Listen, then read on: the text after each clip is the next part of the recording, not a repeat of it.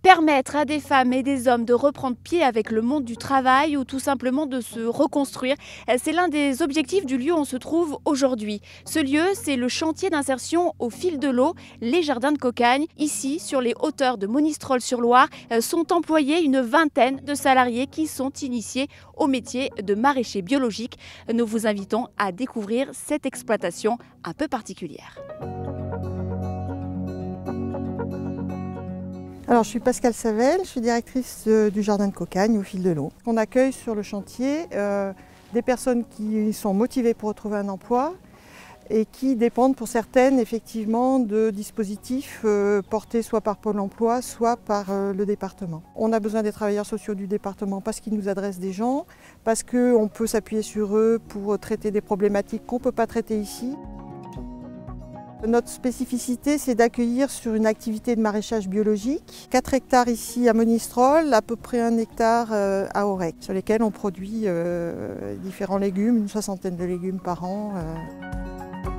Alors ici, quand on signe un contrat de travail, puisqu'il s'agit bien d'un contrat de travail, on se remet en route, on reprend des habitudes de travail. Pour certains, on découvre ce qu'est le travail. Quelqu'un qui vient en contrat ici n'a pas besoin d'avoir des compétences en maraîchage. On va le former, les encadrants sont là pour ça, pour former techniquement aux tâches à assumer. Mais il vient avec son projet, qui peut être un projet de formation qualifiante, qui peut être un projet de recherche d'emploi direct. On ne fait pas à la place des gens, on ne fait pas pour et on ne fait pas sans. C'est un peu l'esprit dans lequel on travaille ici. On s'attache vraiment à faire en sorte qu'il puisse y avoir des choses qui avancent pour chaque personne, mais ce n'est pas forcément les mêmes choses et ce n'est pas forcément au même rythme.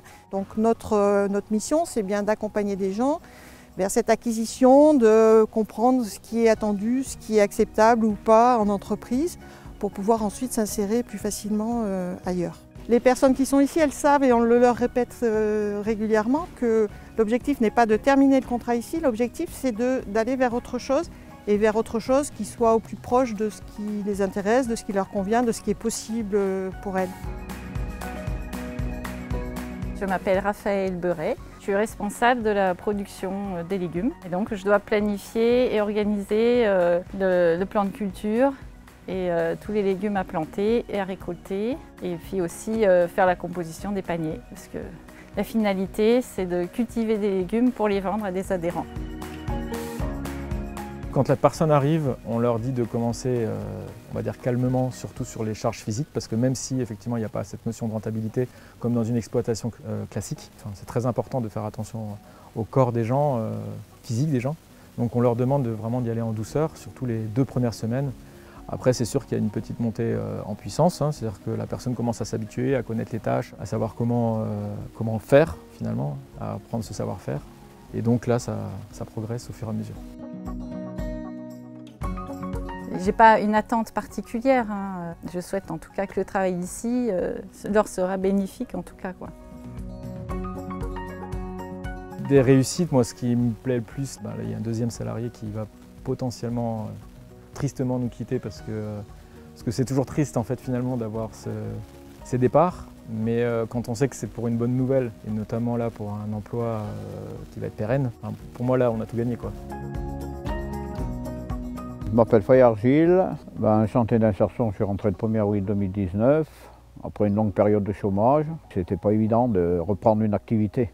Et puis maintenant, je vais partir là, le 1er mars, je rentre employé communal à la mairie de Saint-Sigolène.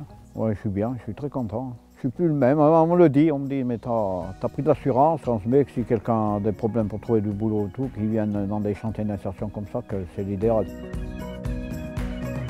C'est bien qu'il y ait des chantiers d'insertion, on a tous des galères différentes, plus ou moins graves, et c'est bien qu'il y ait des gens qui laissent une 2e chance à des personnes comme moi ou comme le reste de l'équipe.